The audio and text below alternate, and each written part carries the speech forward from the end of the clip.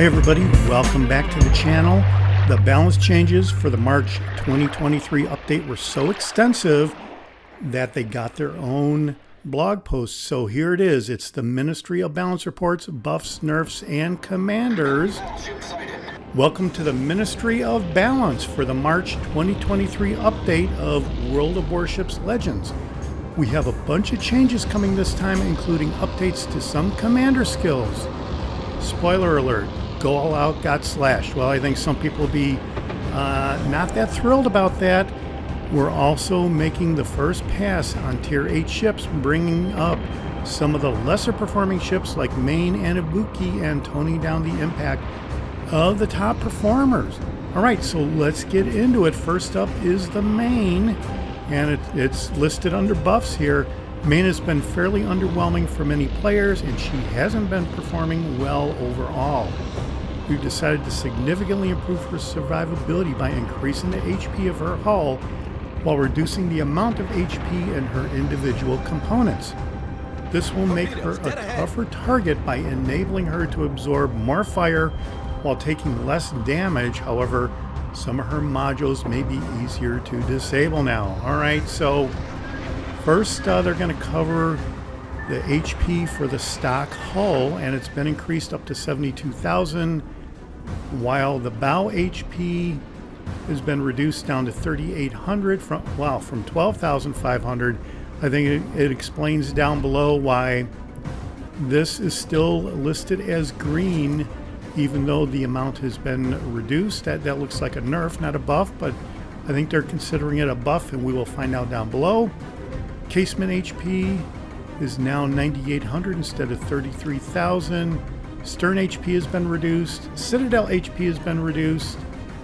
Magazine HP is reduced from 48,200 to 36,000, and that is in red, as is the steering gear HP. It is now 21,600. Superstructure AP is reduced down to 3,000. Wow, from 10,000. Now for the upgraded hull, the HP has been increased up to 80,000. That is, well, that's good, but the bow HP is reduced down to 4,200 from 12,500. Casement HP is reduced down to 10,900 from 33,000. Stern HP is reduced down to 5,600 from 16,750. Citadel HP has also been reduced down to 60,000 from 72,200. And magazine HP has been reduced. It's a little less of a reduction than the stock hull. It's down to 40,000, and the steering gear HP is reduced down to 24,000. So that's a little higher when you upgrade the hull there. And the superstructure HP is reduced down to 3,300. And here's the explanation why some of those lower numbers are still considered a buff. Having reduced HP in a particular section of a ship like the bow means that area will saturate faster, which will result in your overall HP taking less damage. And I think this is reflecting the oversaturation fix that they have talked about, that has been talked about. Maybe not, but that's kind of what this looks like to me at first glance. Next up is Tier 8 Ibuki and Ibuki B. And the Ibuki duo has been performing poorly, though they saw great improvement thanks to the fix to their turret traverse last update. And they are improving the shells and the reload on Ibuki B to make them even more competitive. So maximum HE shell damage is increased to 3650. Maximum armor piercing shell damage is increased up to 5150. Main battery reload time for Ibuki B was also decreased. It is now 13 seconds, almost an improvement of 1 second there. Okay, so legendary Colbert is now buffed. That's what the Colbert needed, was more buffs. I'm all for buffing the Colbert. It is my favorite ship, I think. And it's a tremendous ship in the right hands, but she has poor battle impact and poor win rate, while her damage output is also lacking in all but the most experienced players' hands. Main battery reload time is reduced down to 3.2 seconds, and the amount of HP restored by the repair party is now increased, well, it's up to 238 hit points per second instead of 180.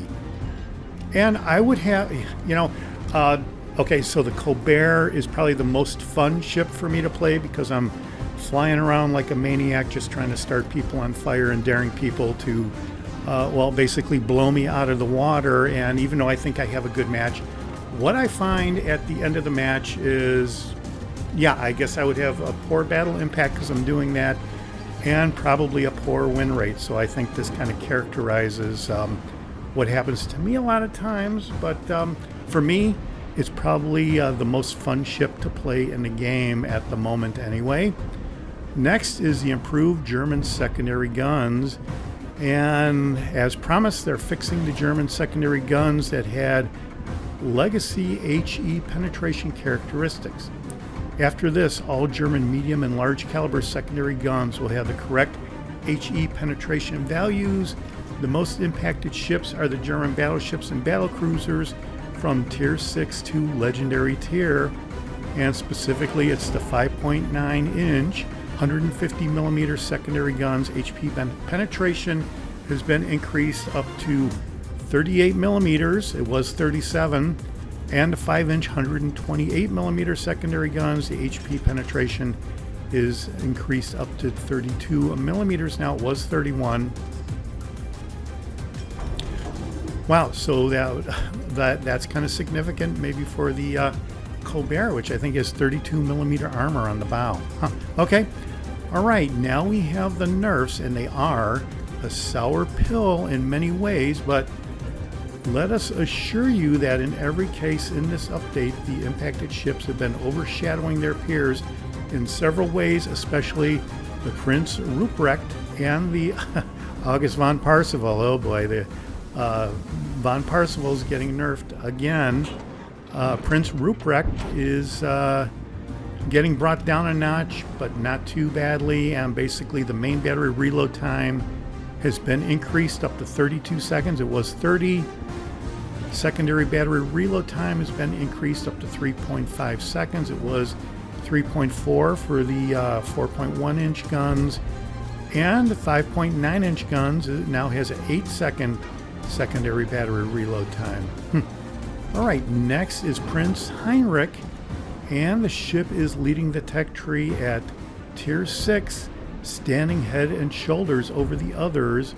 So they're reducing her damage output to compensate, and that is in the form of an increased main battery reload time. It's now 33 seconds instead of 30. Next is the Delny, which is a Soviet Tier 8 destroyer.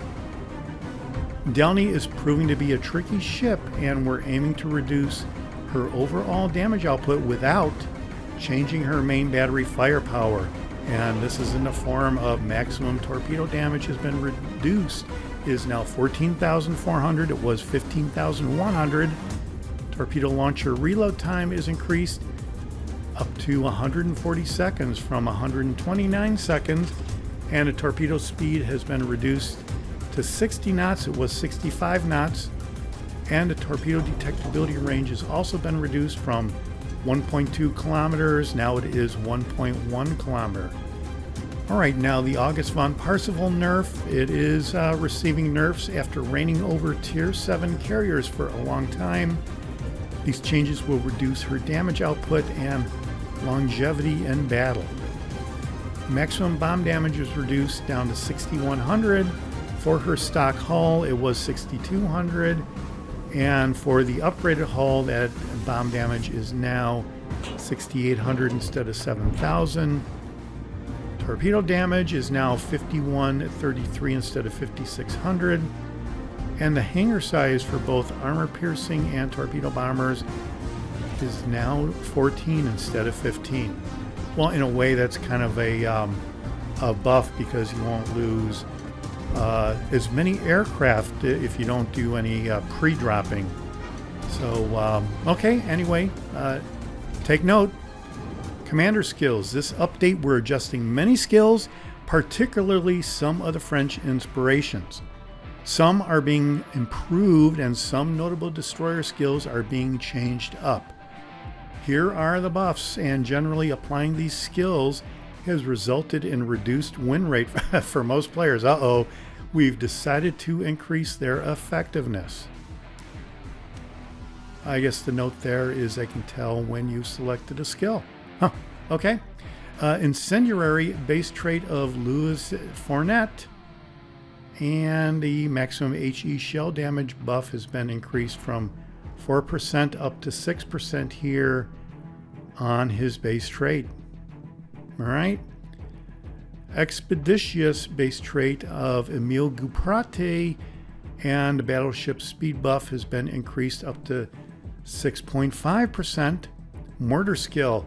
Mortar is a dedicated gunboating skill, and they are increasing the effectiveness to improve many gunboat style destroyers across the game.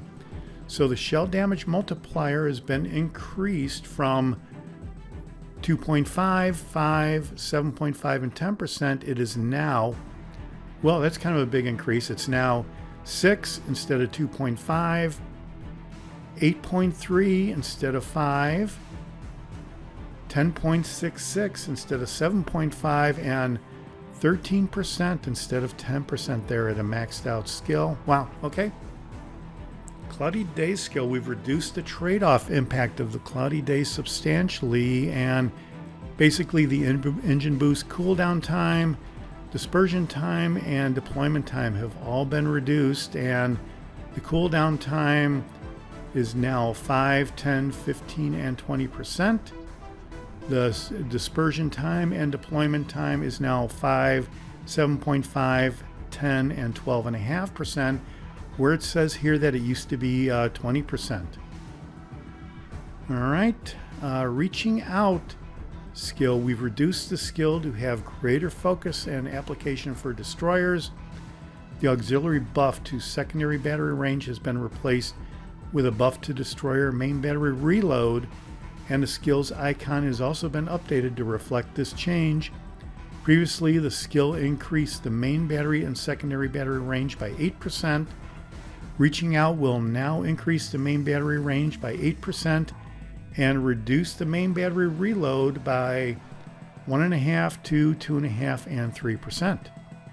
And here are some nerfs for some skills, it looks like, and these skills have a significant impact on destroyer gameplay with extremely high usage.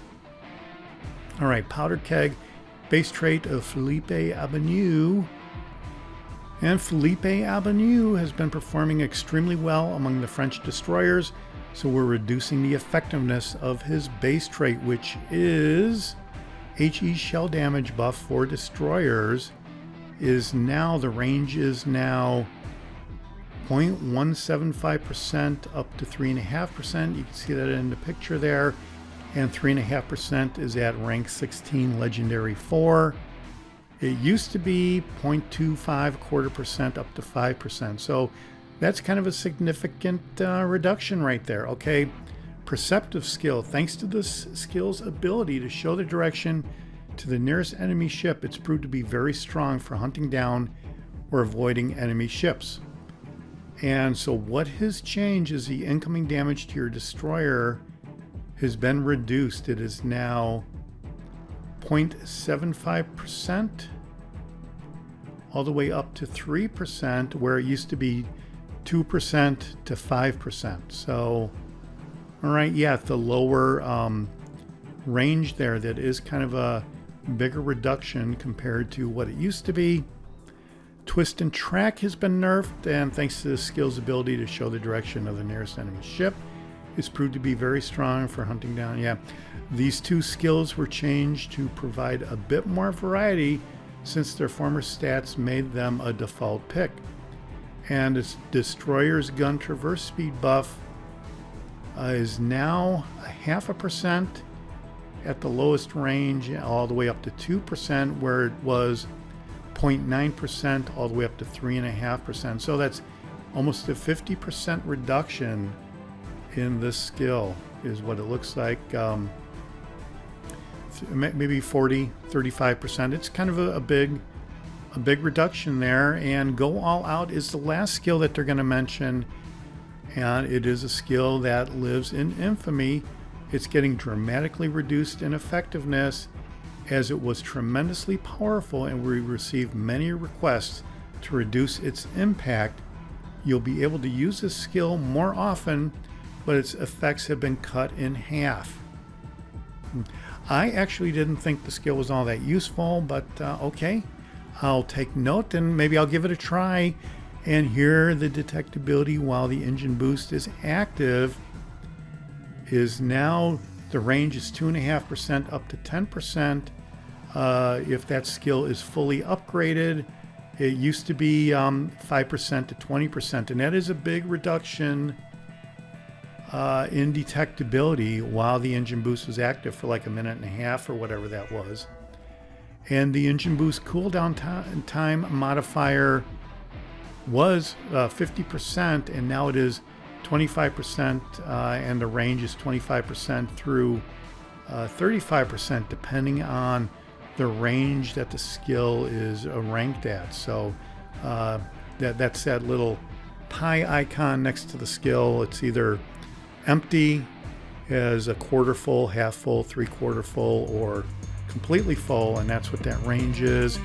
And study the changes and turn the tide. All right, well, that is it for the Ministry of Balance reports for the March 2023 update. We're seeing green here. Let me know what you think in the comments down below. This is the Jaguar, and I'll see you on the high seas. Thanks for watching, and subscribe if you like it.